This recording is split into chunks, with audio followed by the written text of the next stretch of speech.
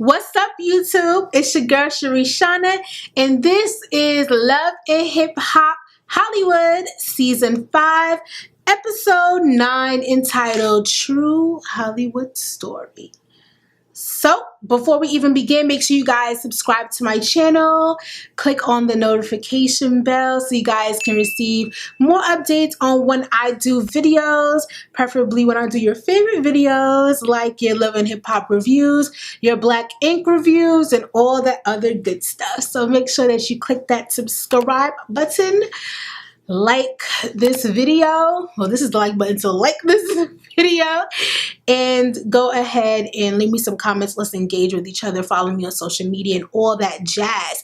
Without further ado, let's get right into the video.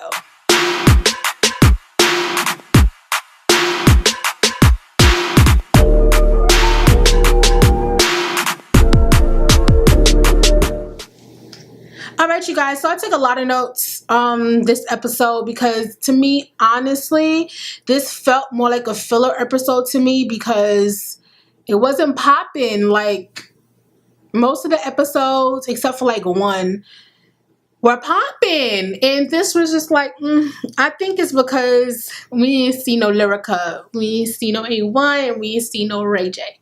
I think that's the reason why. But so we start off with Brooke and Tiara Marie. They're meeting in the park. So Brooke wanted to meet up with Tiara. You know, that was when Marcus told her to mind her business and she didn't want to do so. Yeah, she didn't do so. So she went up and she met with Tiara anyway. And she said, you know, she wanted to tell Tiara first before anybody told her that she did meet Akbar several years ago in the grocery store. And she was there with her mama and her son. And he was touching all up on her son's curls. And he was so charismatic and he had green eyes and, you know, all that good stuff. So they met on some regular boy meets girl. She kind of curved him. He was, you know, a little bit too charismatic for her. He just wasn't her cup of tea. So she basically curved him and, you know, she moved on with her life. And then a couple months later, you know, more girls that she knew would be like, oh, I just met this guy in the grocery store. He got green eyes. He drive a truck. He this, he that. And she'd be like, Akbar? And they'd be like, yes, Akbar, girl. And she was like, okay. So basically it became a habit with him meeting new women after new women after new women. Tiara Marie basically says, you know, she was feeling a little bit lonely. She knew that she was supposed to work on herself, but he done caught her out there after she came out of rehab. And, you know, he got her when she was vulnerable. And basically, Brooke was like, yo, I feel like he's using you. Everybody know who Tiara Marie is and don't nobody know no Akbar because Tiara Marie, you're on TV. People know your life. And he knew you were just coming out of rehab. He got you, girl, when you was vulnerable. Like, and he's using you. He's using you, honey. And, you know, she just nodded her head and like, so she said she's basically suing Akbar, and Brooke was like, but wait a minute. When you were, you know, doing this whole sex tape thing, it kind of looked like a publicity stunt because you was in bed with him the same day. And she was like, well, yeah, because, you know, I love him and I wanted him to, you know, just look me in the eye and tell me, you know, he did not leak the sex tape. And, you know, and because of that, you know, I gotta do this because they're gonna think I did it and I didn't do it. Tiara Marie also tells Brooke that, you know, she's having a press conference and Lisa Bloom's gonna be there because Lisa Bloom's her attorney. And she's saying, you know, Paris and Nikki, they're not going to be there. And, you know, she's kind of upset because Nikki was in her business even when she didn't want her to be. And now when stuff is really going left and she needs her in her corner, she's nowhere to be found. Brooke says, you know, she feels bad because she was talking about Tiara to Paris and she feels partially responsible. So she tells her if it's okay with her, she'd like to go there and support her at the press conference. And Tiara's like, for real? And she's like, yeah, you know, girl, you need somebody in your corner. And I'm just in my mind like, you know, I love Brooke, but in my mind, I'm like, this is not sitting too well because Brooke, you want to be there for her, but you was just talking cash money about her to Paris. and talking about her life, and now you feel guilty, so you want to be, I don't know. It just is not sitting well with me, but moving right along. So now we're taking a look at Apple Watts and Amber Diamond. Okay, so they are at a video shoot for a guy named Marcus. What's his name? Marcus Anthony. Marcus Anthony is his name. But Apple, you know, he's kind of looking at Apple. You could tell he's feeling her, and she is feeling him, but she's like, he's friends with Rockstar, so she's trying to keep her distance. Amber Diamond is in the background talking to some of the girls. Amber Diamond is ear hustling a little bit. Marcus Anthony brings up to her, oh, you know, you big time now. You working with Rockstar. You working with A1. And, you know, she's giggling and stuff. You know, she's trying to keep it cute, but she also trying to keep it on mute because she already said she is not messing with this man if it's not music related. So Amber's in the confessional and she's explaining that she knows Apple Watts because they did some video shoots back in the day and they became fast friends and they're actually really good friends. Amber Diamond goes up to Apple Watts like, oh, hey girl, overheard that you working with Rockstar. And she was like, girl, I went to Rockstar and he said he wanted to work with me, but I figured he was, you know, just trying to get back at A1. So then Amber tells her, well, this is what Rockstar did to me, honey. Basically, you know, my mama threw me a listening party. She paid 20 racks to Rockstar to make me a track. The track, my mama hated the track. She stopped the song, and Rockstar, to be petty, went and played my vocals before he edited it. And Apple was like, whoa, he's wilding. I would have went off. And she's like, yeah, you know. And Apple Watts also tells Amber, you know, you lucky, even though that happened to you, you lucky that you got your mom on your side that's willing to invest 20 racks on you in your career. I have nobody to help me.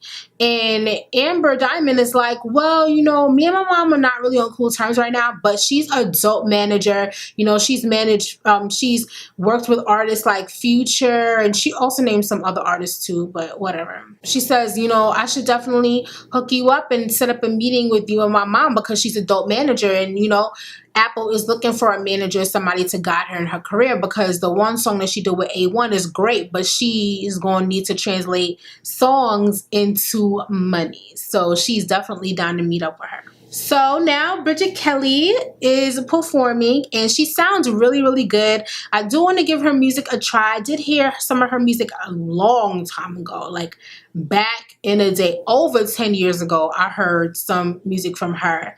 And she was really good, but I don't know what happened. She just didn't pick up. She did not pick up the way she should have, I would say. So I do want to listen to her music. I'm going to go ahead and give it a try and see if I like the new music the new album that she came out with. But at this point, she's previewing that album in front of, you know, some friends. After she's done singing, Brooke goes to Moniece, and even though they kind of only follow each other on Instagram, she wants to talk to her because she's becoming friends with Tiara, and she knows that, you know, Moniece was friends with her as well. So Moniece basically lets her know that she is friends with Tiara, but they did have a falling out. And Brooke is like, well, you know, that's your friend, and you know, Paris and Nikki's not gonna, she said Paris and Nikki's not gonna be there. And Moniece says she doesn't feel that Nikki knows how to love Tiara the way Tiara loves Nikki. And I could see that. I could definitely see that. Sometimes we have friends that are more in tune with our emotional side than others. Brooke says that Tiara's having a press release and she feels that Moniece should be there. Moniece does not confirm or deny that she's coming, but she says, you know, she might. As they're talking, Donatella and Bridget Kelly walk up. Bridget Kelly lets everyone know that Donatella put together everything, and Donatella is actually going to be taking Bridget Kelly on the road to the UK. She's going to London. And Bridget Kelly also says that, you know, when she makes new music, she goes out to London. They treat her like a queen. They love her music out there. And I find it interesting that she said the whole entire thing with going overseas, because I find that with a lot of artists in the United States, they make a bunch of money, way more money overseas than they do in the US, which is crazy to me. But you know, it just is what it is. So she's basically saying she's rented out she got a big 8-bedroom house out in London that she'll be staying at. And Brooke is like, all that room just for you, Bridget? Like, come on. She's like, no, I think I want to make this a girls trip, and, you know, just to get away from the craziness of LA. And Brooke is so excited. Marcus comes over to see, you know, he comes over with drinks to replace Brooke's drink that she sent him to replace when she first started talking to Moniece. And she's like, oh, so can I go to London with them? It's only going to be a couple of days. And Bridget's like, it's going to be like 4 or 5 days. And he looking at her, she jumping up and down excited. He's like, why are you so excited? Daddy ain't going to be there. And I'm just like, oh God. So they decide, you know what? Yeah, we're going to go. Yeah, of course.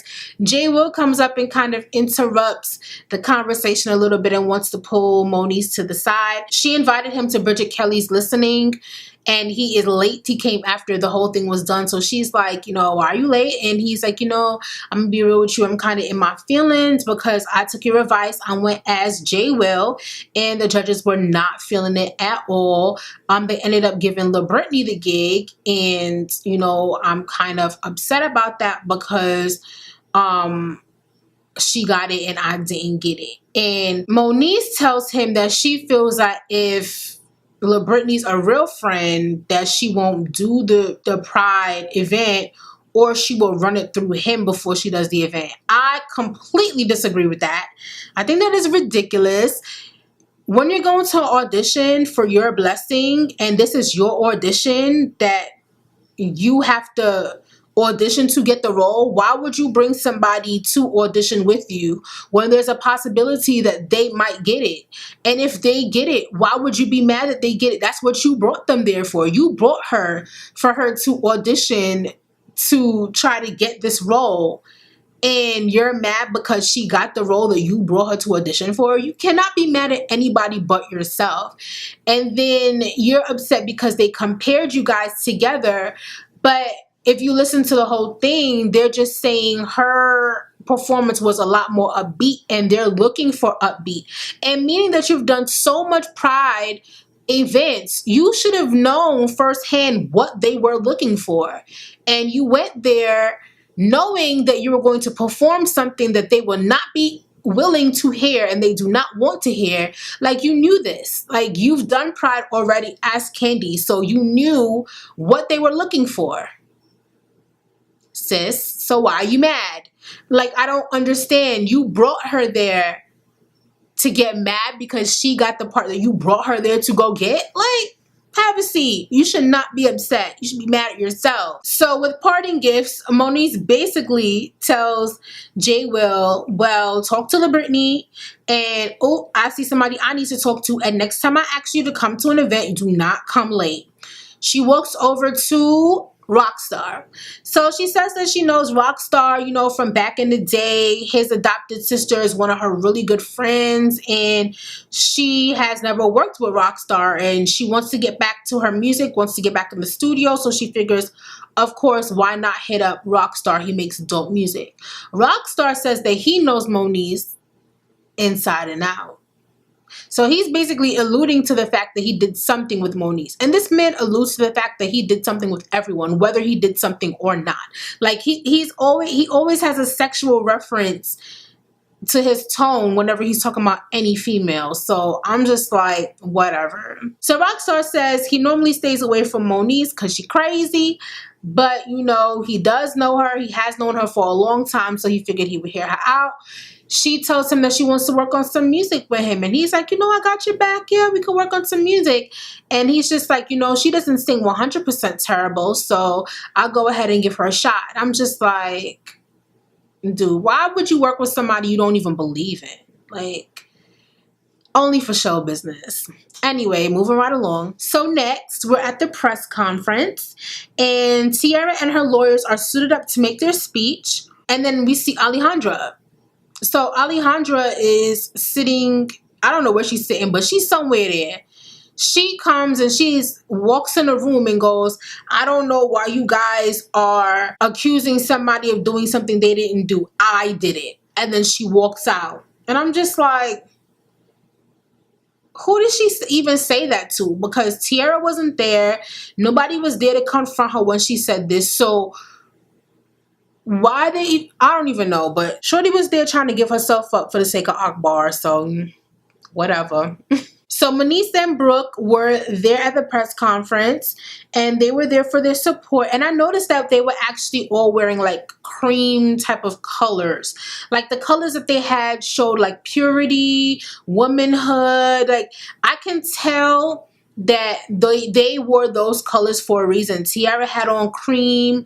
I believe it was Moniece had on like an off-white or like a beige color. Same thing with Brooke. Like they all dressed in similar nude colors, while Lisa Bloom had on the Devil Wears Prada red, and you know that shows strength and determination. So it's like colors definitely play a lot on the type of person that you are and what kind of aura it brings when you walk into a room. So I definitely noticed that. So as the conference is going on, we pan in to see Paris and Nikki on the couch. Paris is sitting down eating popcorn, watching the whole show go down. And, you know, she's talking to Nikki, and Nikki asks her why she didn't go. She says that she don't do the law, and she feel like Tiara is not going to leave Akbar, so she ain't going. And Nikki says she don't want to put herself in a situation where she could get sued or anything like that because she has a lot to lose. And Paris just tells her, well, you know what? Tiara is really pissed at you. So just be prepared for her to come at you, sis, pretty much. So we get to the conference, and Tiara's talking about how, you know, she believed Akbar when he said he didn't do it, but she knows she has to stand up for herself because it's not right that someone would take advantage of her in this type of way and do something deplorable act by putting you know, videos of her unbeknownst to her on the internet on her Instagram page, and she's really upset about it. And then we pan over to K. Michelle and her stylist, who are also watching, and they are also matching as well. But you know, K. Michelle is saying that this just does not add up. This is not adding up. And then she also says to her stylist that Akbar had actually DM'd her when she was trying to look for a studio, and you know, she is now, her curiosity has been piqued now, and not only does she want to talk to him about this little studio space, but now she just want to be nosy and be in the business and find out what is really the tea, sis. So she's gonna definitely meet up with Akbar, get down to the bottom of whatever's going on here. Kay also alludes to the fact that this is kind of like something similar that we've seen with the whole Mimi and the shower rod fiasco that happened to her, with her tapes being leaked, and then we find out it was a whole production and not being leaked. So she just want to know, is it true? Is it not? Did they plan this? Is this kind of Ray J and Kim K situation? Like, what's really going on? So she want to find out the tea. Now the press conference is over. We pan over to Tiara Marie, who is thanking Brooke and Moniece for coming. Brooke then tells her that Alejandra was there, saying that she's the one who leaked the videos. Tiara Marie is like, she would do anything for Akbar. I don't believe that she's the one who did it, but whoever did do it is gonna go down. So in the next scene, we see Moniece, Brooke, and Tiara Marie again, but this time they're at a pool. They're in the pool, and Brooke looks absolutely Brooke always kills the hair and makeup to me, in my opinion. So I think she looks absolutely gorgeous in this scene. So the girls are going over what happened again at the press conference. Moniece wants to know why Nikki and Paris didn't come. Tiara explains that Paris told her her reasoning and she respects it. However, the day before the press conference, Nikki texted her back when she's been texting and calling Nikki over and over. The day before the conference, Nikki texts back and says she's not coming. Moniece says she doesn't get the real friend vibe from Miss Nikki. However, Brooke wants to play optimist and says, you know, what if she's just feeling away because you keep going back to Akbar? Tiara Marie was saying, you know, at the end of the day, I was there for her when she needed me. I was there for her when, you know, things was going left. I was there for her when my mom was in the hospital and she had her sex tape situation, I was there for her. I was there for her when her brother died. The least she could have been is been there for me. Brooke suggests that she goes ahead and confronts Miss Nikki Baby, and Moniece should be there for backup. And Moniece agrees that she'll go with her to confront her.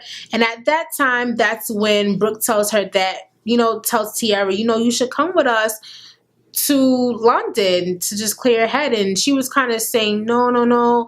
And Moniece said, you could really use a vacation after all you've been through. And she kind of agrees to that. So at that point, she agrees, all right, I'm going to go to London. So Tia Marie is down for that girl's trip too. Akbar and K. Michelle meet at the restaurant. And she didn't even waste no time. She immediately asked him about the leaking of the tape, asking him if it was in fact a leak, if he did it. He said, no, he didn't do it. She said, so who did it? Did your wife do it? Did Alejandra do it?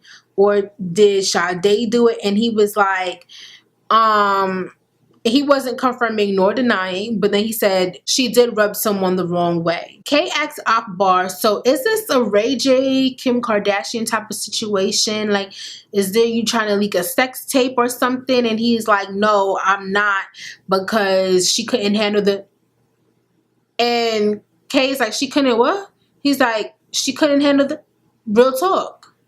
And Kay was like, okay, and then he's trying to proposition Kay on some, he would like for her to be one of his third women. No, she's like, you got two women. He said, oh, you would be the third. She's like, I don't get down like that, sir. And then he said, well, can we work together? She's like, I'm not gonna put myself in no messy situation. Basically, she just went there to hear about the tea. She is not interested in working with Akbar whatsoever, and I wouldn't work with him neither. Moving on. So now we're by Amber Diamond and Sean Love's house, and Amber is apologizing to her mom, Sean Love, for how everything went down at the listening party. And her mom basically tells her, to be honest with you, I have to take responsibility, because as the manager, I should have been there. I should have seen the songs, because there's going to be 1,000,001 rock stars, and I don't have $1,000,001 to be giving away. I understood where Sean Love was coming from, because she has two interests. She has an interest in making money with her client, and she has interest because she loves her daughter. So I understand. She says she wants to take away from the manager position for a while and focus on rebuilding a relationship, the mother and daughter relationship that they need to have. And Amber Diamond completely agrees. She also tells Amber that she did check out Apple Watts. She checked her out on social media. She saw that she's rough around the edges, but she's a pretty girl. Then she said, I saw her pick a bottle up with her. And Amber's like, oh, I know, but you're going to love her. You're going to love her. And right on cue, ding dong, the bell is rung, and Apple Watts is at the door for this meeting. So she basically sits down, and, Sean Love wants to know a little bit about what's going on with Apple Watts. Apple Watts lets her know, she has to go to jail for a month for a violation, and, she's trying to make ends meet for her kids. She has 2 sons. She's trying to do this for her. She knows that, she doesn't want to be in that stripping lifestyle. She kind of, displays some of her life. I'm sure they cut a lot of it out. And Sean Love says at the age of 18, she had 3 kids, and she can kind of relate to Apple Watts' situation. She wants to hear something that Apple Watts did, and Apple Watts played her the song that she worked on with A1, which sounded pretty good when she was playing it. And Sean Love was immediately impressed and was like, yeah, I can definitely work with you. I want to make some money with you and move you to the next level in your career. And Apple Watts is very happy. And she says, all right, I just need your name, your address, your social. Just need you to sign this contract. And Apple starts, like, and she's like, oh no, I'm serious. So they're going to work together. So now we see that Miss Nikki Baby is having her annual boss brunch, and of course Paris is there. Paris did say that Bridget Kelly, she calls her BK, invited her to go to London, so she invited her girl La Brittany to go as well, and La Brittany's down, and she definitely is going to be inviting Miss Nikki Baby. So she invites Nikki, and Nikki says, well, she's always down for a girls trip. And then we pan over to Tiara and Moniece, which is walking in. Tiara's already upset because not only did Miss Nikki not call her after the whole incident, but Miss Nikki didn't even invite her to the boss brunch. So she kind of feeling away, and they roll up, and she's like, hello, Missy. Why haven't I seen you around? I haven't spoken to you lately. And Miss Nikki Baby says, because I was in the hospital with my dad, Sierra. And Tierra Marie's like, oh, so we bring a family into this now. Okay. Because I was there for you when you was going through your situation. And Miss Nikki Baby's like, do you know how delusional you sound? I couldn't answer my phone because I was in the hospital. Like, this is not about you, Tierra. And Tierra was like, what? I was always there for you. No matter what you was going through, I was there. I was your right hand. I was there. And basically, they was going back and forth up until Moniece broke it down and was like, listen, as a friend, you need to be there for your friend.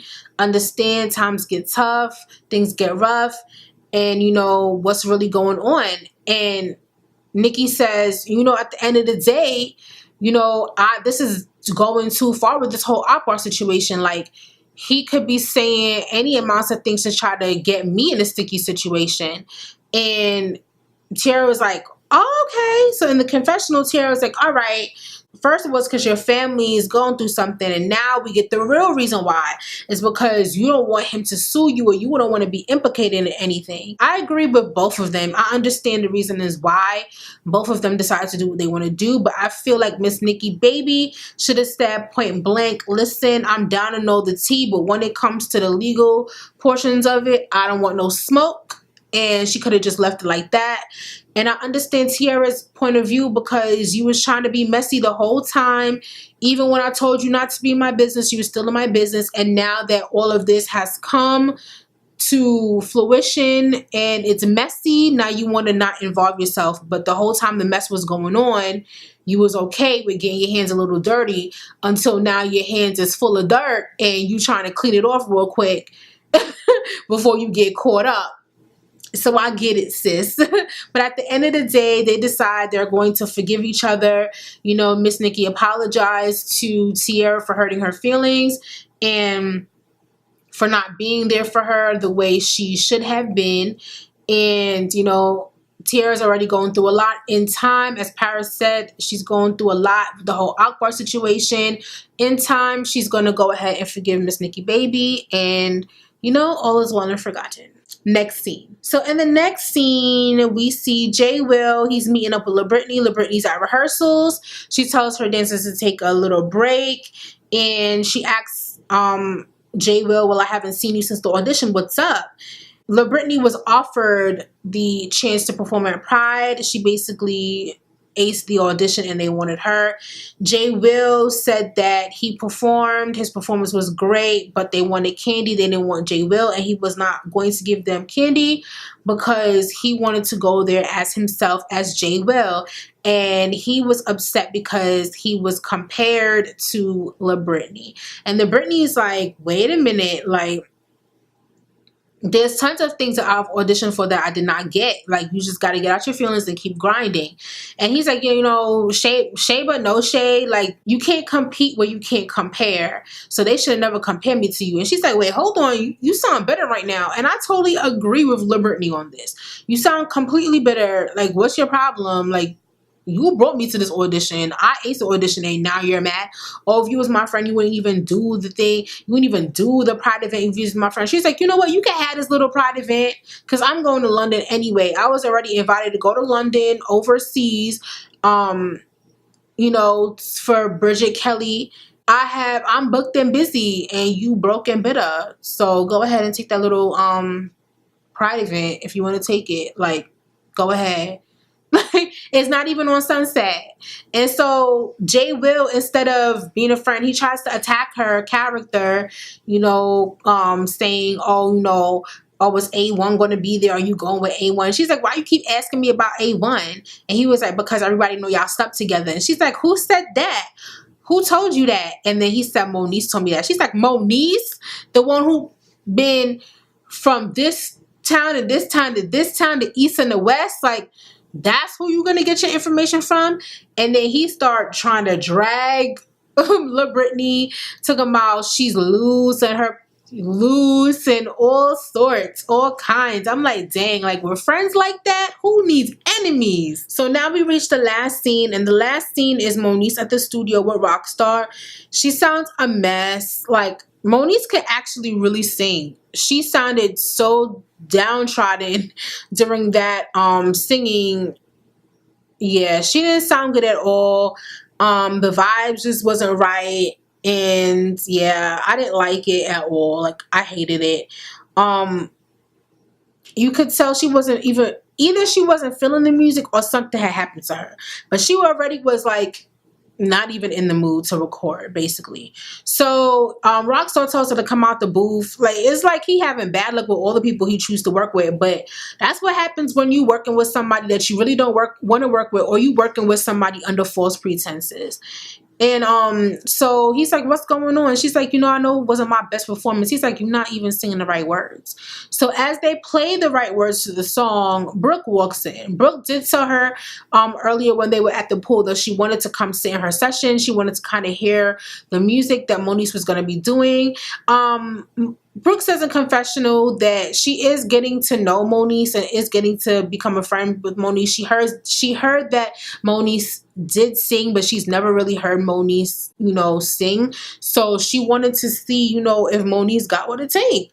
And when she went in, they were listening to the song, and when she came in, Moniece started like, like, trying to get her voice together, you know what I'm saying? And Brooke was like, okay, what's going on here? And Rockstar was so excited when Brooke came in. He was like, oh, Brooke, like running up to her, giving her a hug or whatever, like so excited, like he brought her there.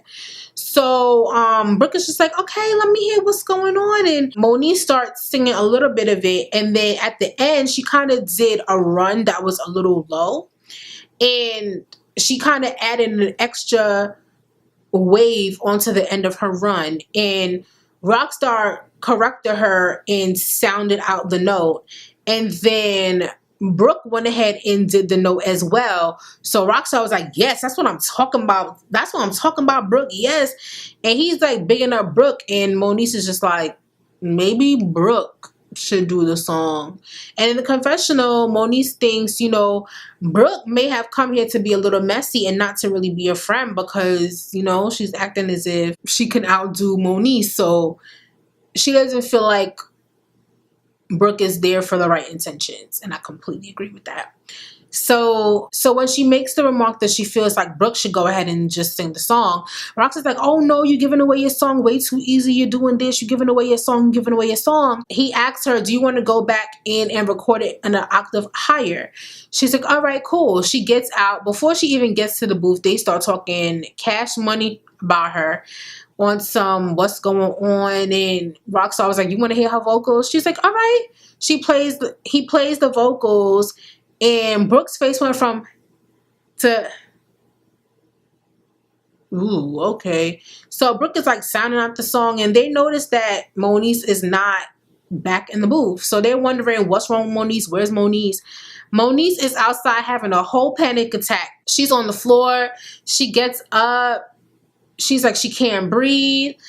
The producers come in, they tell her to lie down. The producers say, get the talent out of here. Basically, all the actors, all you loving hip-hop peoples, it's time for y'all to be removed. Like, this is serious. Instead of Rockstar being like, oh, dang, like, she's really down. Like, he's getting annoyed at the fact that she's having a panic attack in the studio. And it was not in good taste. He was getting annoyed that she was having a panic attack. He was basically saying she's lying about her panic attack because she sounds bad and all sorts. They actually kind of sit Moniece up. Now Rockstar and Brooke are in the lab, aka studio. They're in the studio, and Moniece is by the booth area. Brooke is like, this is kind of our fault, because she gets out there about to record. We're talking about her, and she hears it. Boom, panic attack. That's how it had to be. And Rockstar says, well, we can listen to what they're saying out there. So he turns on the microphone so that they can hear what's going on in the booth area. and they're talking to Moniece, and she's saying something about switching medication, and they end up strapping her into the ambulance and taking her away. So they take her off in the ambulance, and instead of them ending it like, oh dang, like, you know, dang, we feel so bad for her, Rockstar's basically like, yeah, she about to get up, when they tell her she about to do this, she about to, like, he's just making fun of her. And then he tells Brooke, well, why don't you go ahead and do it then, Brooke? And she basically takes Moniece's session in song.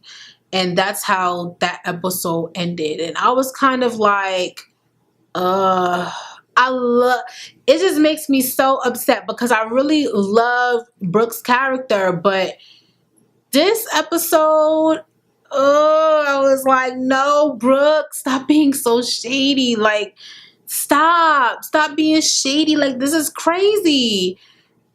It just made Brooke look real bad. Rockstar already looked bad from the beginning. Like, he already has a vilified face, a vilified eyebrow arch, a vilified accent. He's already like a villain, so to speak. Like, he looks like a villain, sounds like a villain, and you know, he's like a villainous character, but now Brooke is looking like a villain too. And I'm just like, dang, Brooke, like, you ain't have to take old girl's song or sing her. You didn't have to sing her song, period. Like, she's not there to sing it. All right, session over. So sorry for you. Goodbye. But you're going to go sing her song. Like, anyways, that was the end of Love and Hip Hop Hollywood episode 9, season 5, True Hollywood Story. So, you know, tell me what you guys think. Like, do you think Brooke is being vilified as well? Do you like what she did? Do you think it was funny, the her and Rockstar situation with Moniece? Like, what do you think about the episode, this episode? I can't wait till stuff is popping again. I can't wait to, you know, see something else. I don't know. But anyways, that was it, you guys. Until next time. Bye.